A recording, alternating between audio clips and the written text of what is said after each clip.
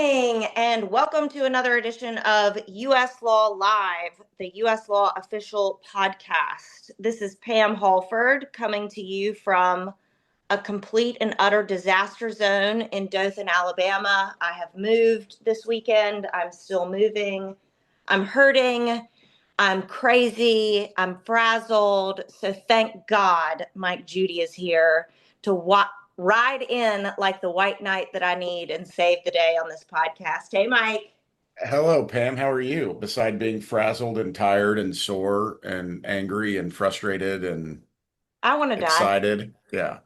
I mean, but I think, Pam, your energy level is always up. So I have no doubt that we're going to get through this today. Woo! And thank goodness we've got a guest who's going to make it easy peasy. We have Charles Carr from the Carr Allison firm that I am a part of. Hey, Charles. Good morning, everybody. Good morning, Charles. How are you doing? Michael, I'm doing great. It's good to see you. It's great to see you. Charles, you're sitting in our Birmingham office, right? That's correct. Could you have imagined 25 years ago that Carr Allison would be what it is today? Can I imagine 25 years ago that U.S. law could be where it is today? Right. They both parallel each other, and there's some stories that that you can weave in and out between the two of them, but it's been a fantastic journey. Yeah. And so we are celebrating the 25th year anniversary of U.S. law, and we've bringing on a lot of special guests to talk about the, founding of U.S. law, the history of U.S. law, and can't think of anybody better than you to have on this podcast now. So I guess for the listeners who haven't heard the full behind the scenes, startup, the story about the creation of U.S. law, talk to us about that. What do you recall about the startup to U.S. law, what led up to it, and then what gave it momentum after that startup? Well, I would be remiss, Michael. First of all, let me share with the audience that Michael, Judy, and I go way back. There was a time when Michael was in-house with a major corporation, and Michael and I worked together. He was the client, I was the lawyer, he was the taskmaster, and I was the obeyer. And we had a good thing going, didn't we, Michael? We did. I think, Charles, but one of the testaments to not only you personally, but to U.S. law is that it was the friendship that developed first, and the Right. attorney-client or client-lawyer relationship that gathered second. And again, could not have picked somebody better to work with while I was in-house than you all and your firm.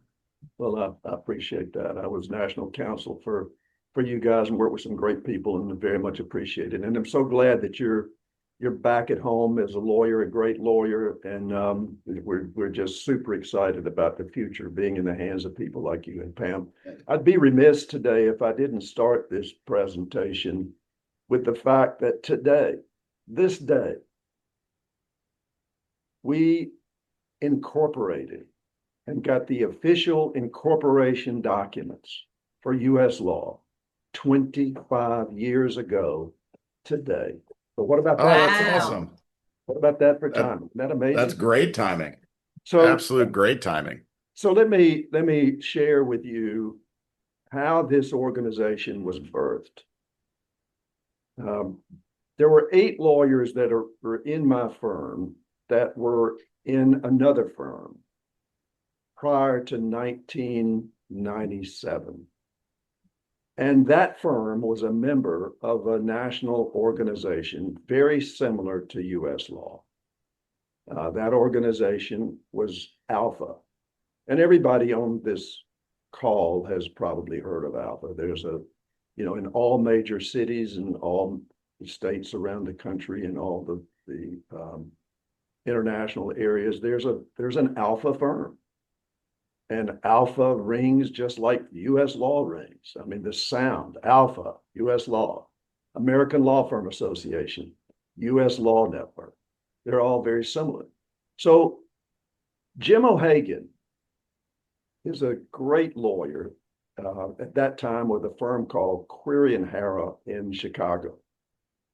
And Jim and I are like, he's my big brother, I'm his little brother. And we would go, Query and Hara was also a member of Alpha, as we were. And we would go to Alpha events, just like all of those who are going to be listening to this go to US Law events. We would go to Alpha events together. We got to know each other. We got to know the clients. And it was a ball.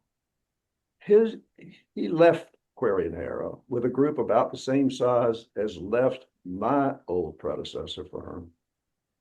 And we didn't have an organization because our respective firms weren't big enough, so to speak, to be a member of Alpha. So we rocked along and we played golf, both of us. And in let me get the date right. In 1999, our firm had been in existence for about 2 years. Jim's firm had been in existence for about 1 year. He was busy building his firm. I was busy building our firm. But he had a golf event, his firm did, in Defusky Island, South Carolina. And we took a boat from Savannah, Jim and I did, to head to Defusky. The only way to get to the island was by boat. On the way over, I said to Jim, "Don't you miss Alpha?" He said, "Yeah, I do. But I'm busy right now, so I've it's not on my mind. I'm building Right. So I said, "Jim, what do you say we do it again? We build a network. We take all of the things that we learned before that were good things, and we incorporate them into this organization. And all the things that you and I talked about during all those years about what we would do different, let's do them different." So for a while, I didn't hear from Jim. Now, keep in mind, Michael and Pam, I needed Jim. And you say, why did you need Jim to start this organization? Well, number one, he was my big brother. But number two, Jim speaks with a great, flat, Midwestern accent. I am a redneck hayseed from Alabama, right? And can you imagine? From the Wiregrass, Charles, no from less. the Wiregrass country. Can you imagine me with this accent calling up a firm in Boston and talking to them about joining the US Law Network? They wouldn't listen to me because they didn't really know me. I needed Jim because Jim was a little older, a little wiser, had a lot of connections. So I kept pestering him. Throughout 1999, I'm busy. Throughout the early part of 2000, I'm busy, he said. Finally, I struck pay dirt, and Jim was on board. In 2000, there was an organizational meeting scheduled in Chicago. Initially, Jim said, "Okay, I'll tell you what I'll do. I'll grab three people, three good lawyers from north of the Mason-Dixon line. You grab three good lawyers from south of the Mason-Dixon line, and off we go." So we were going to meet in Chicago, and lo and behold, I came down with the flu and couldn't be there in person, so I participated by speakerphone. But in Chicago in 2000, the ideas were spread among these guys who didn't know about networks, and they were excited about it. In March, around March or June, right after the incorporation documents came in, Jim and I, being both busy, both of us decided, hey, we need somebody to run this thing. Someone who's not a lawyer, someone who's just skilled in managing an organization like this. So we interviewed two people. One was a guy that I brought to the table. His name is Larry Vinson. Larry is a great personal friend of mine, and he's a network consultant management guy. And Jim brought this guy that he had run across in Chicago. named Roger Yaffe. And we interviewed both of them and some other people too, not limited to those two. We interviewed several people. So my guy called me up, Larry Vinson called me up later on, and he said, let me tell you something.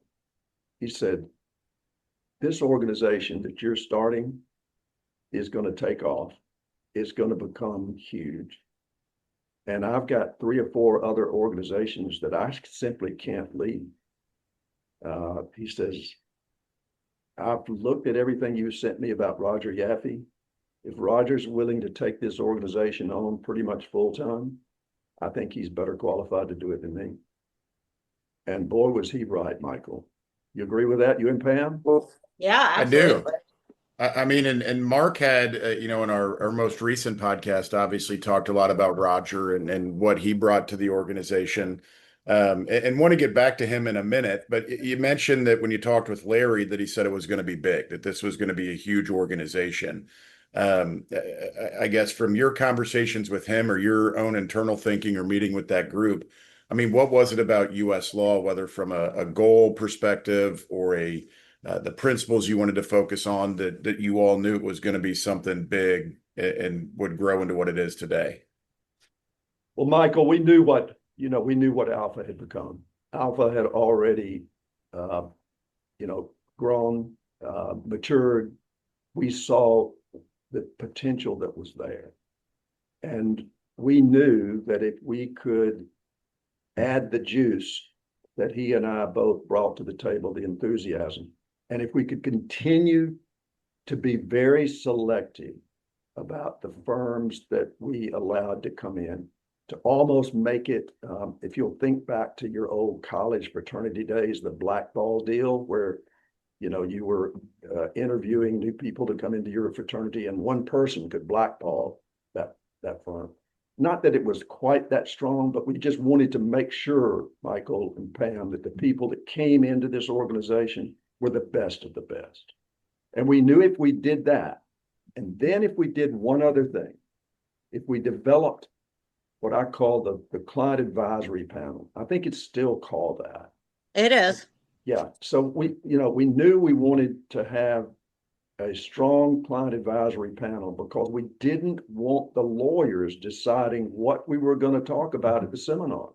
We wanted the clients to do that. And I just felt, I'm an optimist.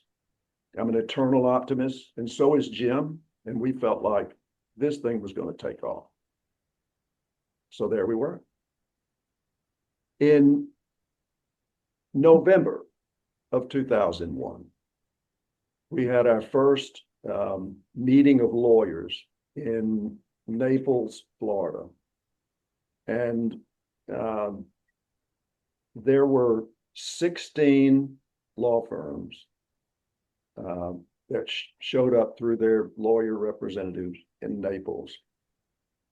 And I remember Jim came up to me one time during that event, and we were looking around at the lawyers and wives, and he said, "Hey, enjoy this." He says, "It'll never look like this again." And when I went to the 2025 event in Colorado Springs, and I had been gone for a while. I'll talk about that a little bit later on, but I had kind of stepped aside for a number of years. When I went to that event, Pam, Michael, Yeah. I was blown away. It had become that we dreamed of in 2000, 2001 and more, because of all the presidents who had, the chair of the organization had come along, all of the youth that had the enthusiasm that we had back then. It was an absolute incredible sight to see. Yeah, I mean, it's an incredible organization that has grown into, I mean, it's a powerhouse, it is something that people want to be a part of. And those of us who are lucky enough to be a part of it are just, I mean, thrilled over the moon, so excited anytime we can get together like we did in Colorado Springs. In in 2002, it took us that long to get it organized and planned. We had our first national client conference in Scottsdale, Arizona.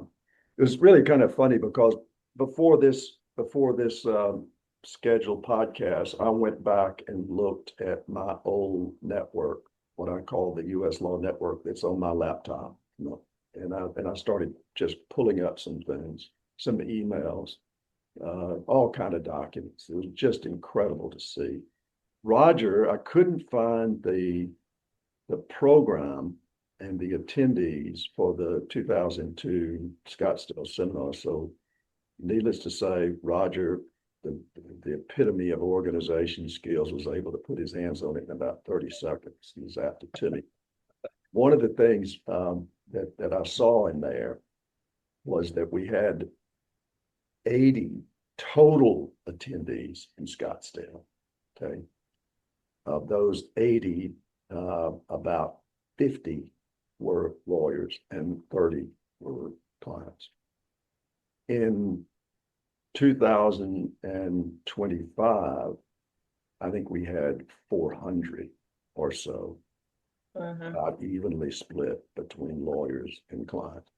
It's interesting to look at the membership of clientele that was at Scottsdale in 2002. A lot of the clients are still there. A lot of the people that were risk managers are no longer general counsel. There was a combination of risk managers and general counsel. They're no longer with their companies. I mean, think about it. Right. At the time, people in that kind of senior leadership position, they were probably in their 60s. And a lot of those people have resigned, retired. But a couple of companies, just for example, the AutoZone, who's become a huge client of ours, worked closely with Tommy Thornton. I've worked with them nationally before on some issues. And Sarah Flowers Dent, who at that time was the litigation manager, was at Scottsdale. And that's where we first met AutoZone, who's now a significant client of this firm. And they use a lot of the U.S. law attorneys. Chris Borgensen at CNA was there. CNA, we still do work for them. CNAs, both on their professional lines and all of their work, use our firm and a lot of other firms in the organization. Most significantly, I think the one person who stands out is Steve Winburn. And I don't know how well you guys know Steve, but Steve know him, love him, will miss him terribly. Oh, he's awesome. Steve was there in 2002. It was the first time that I'd met him. He was with Van Liner in St. Louis, Missouri, went on to become VP at National Interstate in Cleveland, and has been a big part of the success story of this organization. In fact, I believe that it was in 2017 that Steve accepted what's called the Bill Burns Award. Bill was another original client of this organization and one of the best transportation risk managers that ever existed. And there is an award named for him because he was so much involved from the very first day this organization came about. Steve received the Bill Burns Award Steve Winburn did in 2017. Pam, did you say Steve's retiring? Well, as soon as I said it, I was like, oh God, I hope I didn't just come up with that out of nowhere. Yeah, I think the last event that he was at was sort of his swan song, I think. Steve, if this is wrong, please don't come at me. Yeah, I mean, and You touched on, the first conference going from 80 attendees and now it's, up over 400. Obviously that takes a lot of management, a lot of moving parts, a lot of cats to herd. Um, how did that management grow? I mean, and I know you mentioned Roger, but was it from day one, was he the person charged with, managing the organization, keeping it on track, or did that evolve over time? Yeah, there's no doubt that that Roger has helped achieve that goal. And I'll tell you the other thing, if there was one other single aspect of the organization that helped keep that management managed, Michael, it was practice groups. I'm reminded there are a lot of churches these days that are huge, and yet they have small groups. They're small groups of 10, 15, 20, and there may be 50 of these small groups that that work, that make the church a better church. The same with U.S. law. And we started out with about 4 or 5 practice groups, and now I don't even know how many we have. You guys may have a better idea, but there are tons of them. And these practice groups come about with developments of the law. I mean, there are areas today uh, like artificial intelligence issues. I mean, we didn't even know what artificial intelligence was. We didn't have Right, cell phones back then. right. So as things developed and as new areas of law developed, new practice groups were started, and the firm and the entire organization is to some extent guided by these smaller practice groups and what they see. No doubt about that. Um, Charles, you mentioned that you stepped away for a little bit. What precipitated that step away? Yeah. So let's talk about an idea called succession planning, right? Every law firm either has a succession plan or they're in trouble. Every law Right. firm has a succession plan, or they are working to develop a succession plan. I never thought about it, honestly. I never thought about what I was doing as being comparable to a succession plan.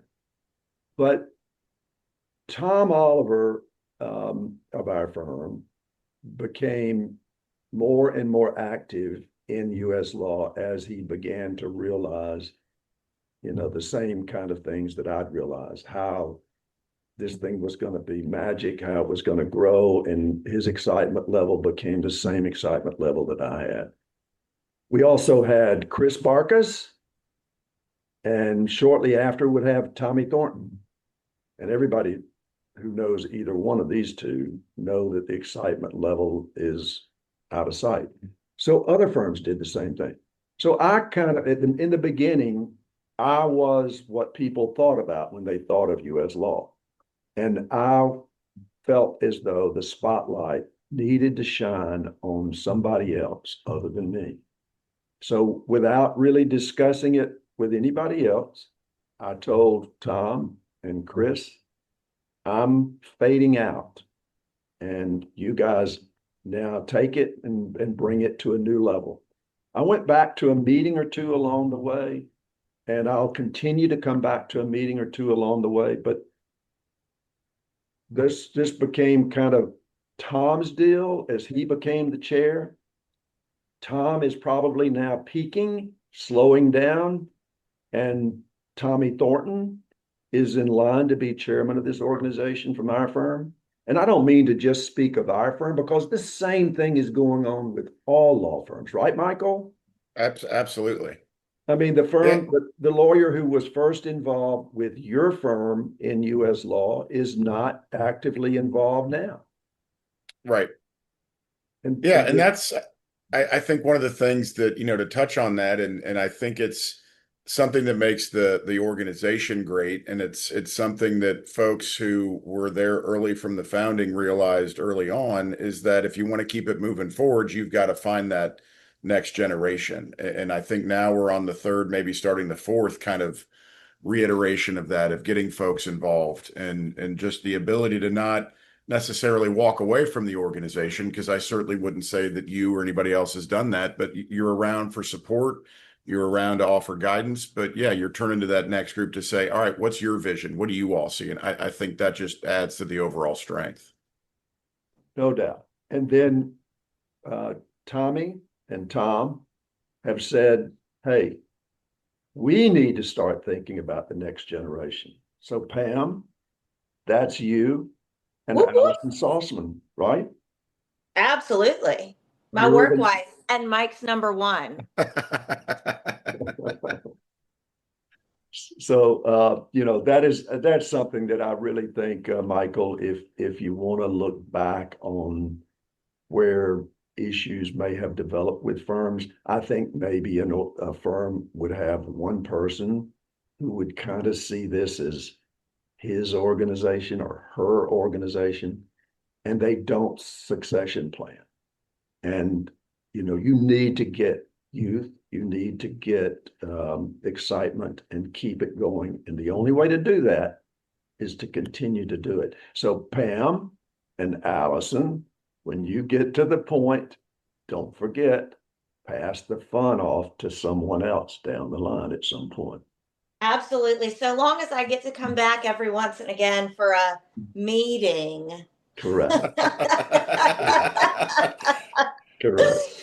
Oh, I think, U.S. Law is doing a good job of succession planning as well. They've got, they started LeadX this year, which is going to be a group of people who have been designated by their firms to be kind of the next generation of U.S. law. And it's a 5-year tract, and they get a different and unique experience of U.S. law and get to grow together. Because just like you talked about in the very beginning, it's all about those relationships, not just amongst lawyer to client, but also lawyer to lawyer. I mean, Tom talked about it on his podcast. These folks from the organization are his best friends, going to kids' weddings and, family vacations together and things like that. So I think it's really good that as big as the organization has got, we're still doing a lot to make sure that those relationships are fostered so that the next group can be just like you and Bill, and, Tom and Fritz and, things like that. Yeah. All of those things are critically important. I just saw Tom out in the parking lot, Tom Oliver. And those of you who know Tom well and who know Denise very well, they were both on a ski trip in Jackson Hole, Wyoming. And all the people that they were with were, lawyers and their spouses, and they were doing snowmobiling, right? Yep. And Scott Ortiz from Wyoming, who's one of my favorite people, is a big snowmobiler. And they had a group of, I don't know how many of them. They do this like once a year or so, once every 2 years. And Denise, Tom's wife, was involved in a very significant and severe accident on the snowmobile. She'll be fine. I was about to say she's doing okay. Everybody, she's doing who's okay. listening. She's healing. No reason to get too upset. But you might, if you're listening to this, and if you know Tom well, you might just drop him an email and say, "Hey, I heard about your Denise's accident. Let her know." The point is just what you said, is that this has expanded to be small group oriented, that of people that just stay together forever. We have separately a group made up of 25 lawyers who are disgustingly concerned and enthusiastic about college football. And it is so much fun because there are people like Dan Longo, who's a huge USC fan. There's Lee Pavarsi, who's a big Notre Dame fan, and you name it, from all over the country. These are lawyers and clients who love the game. And so each week we bet, I hope the IRS is not listening to this, we bet on college football games. But the good news is not a dime goes into our pocket. if I owe Lee Pavarsi something from the season, Lee always designates the Catholic church in the town that he's in to receive it. Jeff O'Hara does incredible work for a particular charity that aids veterans who have been injured in the war or in military operation. All of the winnings that he gets goes to that organization. The point is, every day we would get emails from each other, and Notre Dame's going to kill so and so.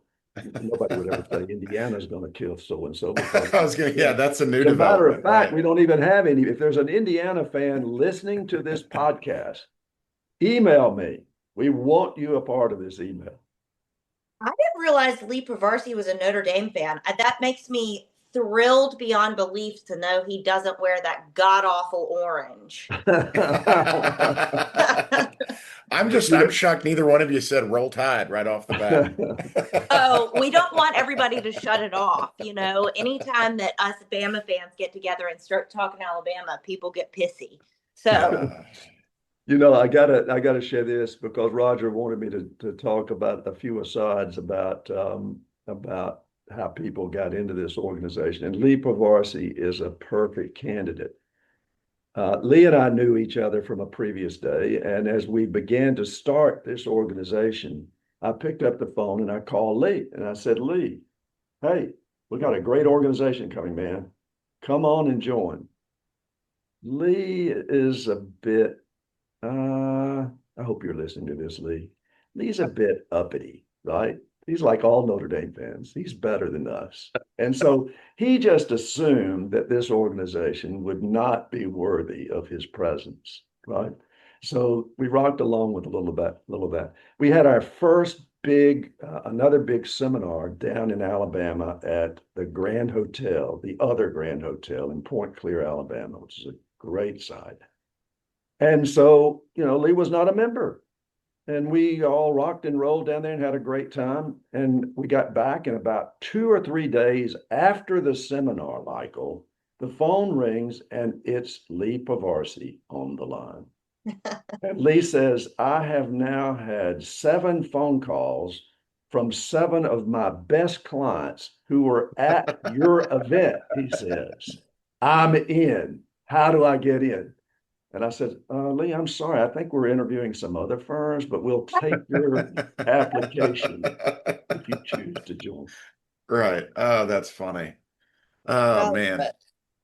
So you step away for a while. You're not fully, away from the organization, but as you said, you took a step back. When you started coming back, in particular in the Colorado meeting, what was the biggest difference that you saw in the organization from the time you stepped away until coming back? What changes did you see, and what still impressed you about the organization? The board seemed huge to me. I went to the board meeting and gave a little bit of the history talk to the board. I don't really know the figures, the numbers, but you keep in mind when we started, there was only like 5 or 6 people who were on the original board.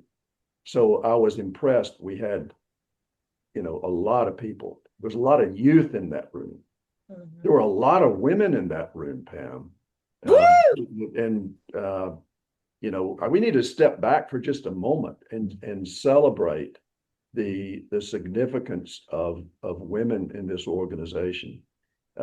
If you just look at it, a lot of the files that are being sent to us, it seems like maybe more than 50% are coming from great female general counsel, great female risk managers. And so the need to have a significant balance on our board in every way that you can balance it is significant. And that was a change that I saw for the better. I think that was perfectly placed, Charles, because I think that this episode is going to air not this week, because March 1st started the Women's Connection month, because we're celebrating our 20 years of having Women's Connection. So we're dropping female only podcasts all month. So you'll be the first after Women's Connection, but how amazing to have the Women's Connection be 20 years old at this point and really be a powerhouse. We hear all the time at Women's Connection events from female clients who say they want to send work to other females. They want to support other females in this industry.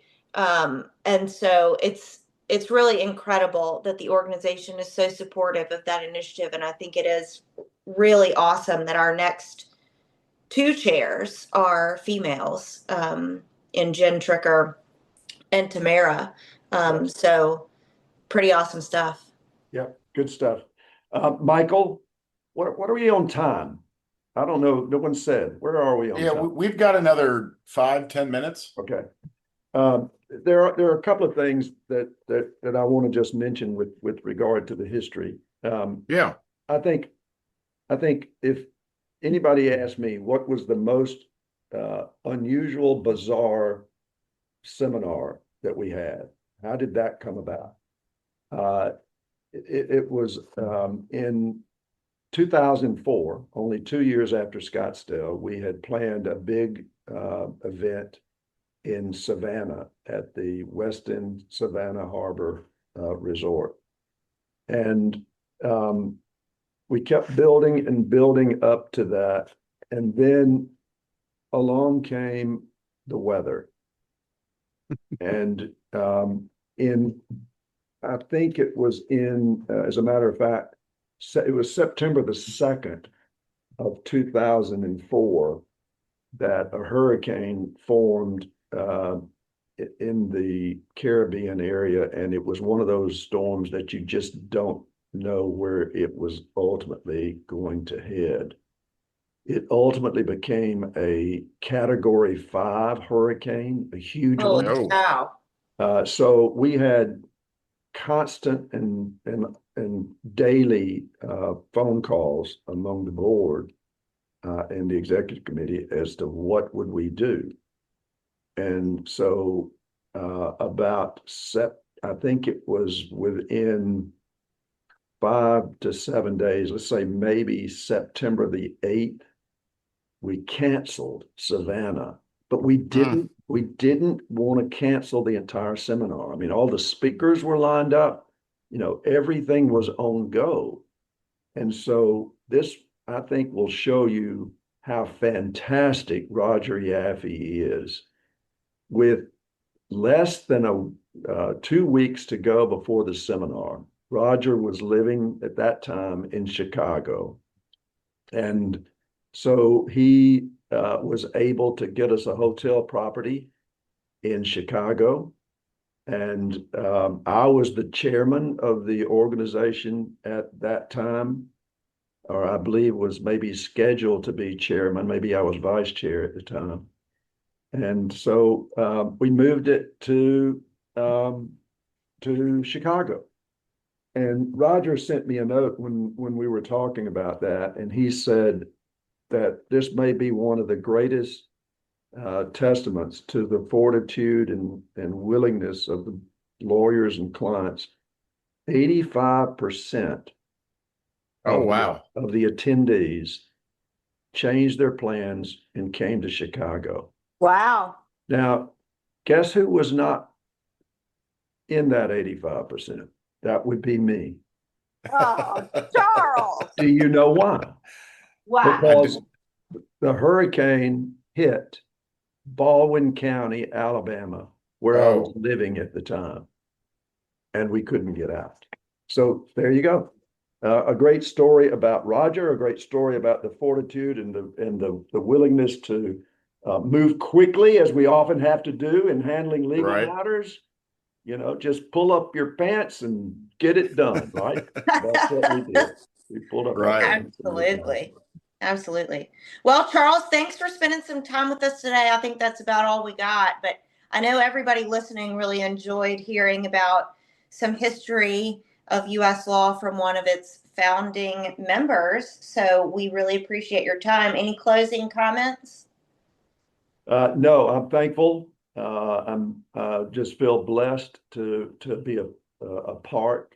There were so many other people. I almost feel guilty about not mentioning the name of every chairman and of every client that's been such a big part of this organization. Because if I started naming one or two and I forgot one, they'd get on to me for not For sure. mentioning it. But there has been a long list of incredibly good people that have made this organization what it is. And I'm thankful for everybody and hope to see you all soon. Come up and talk to me the next event that I'm at. Well, Absolutely. thanks, Charles. Yes. Thanks, Yeah. Mike. Thank you. Thank you. Everyone, tune back in next week for another episode of US Law Live.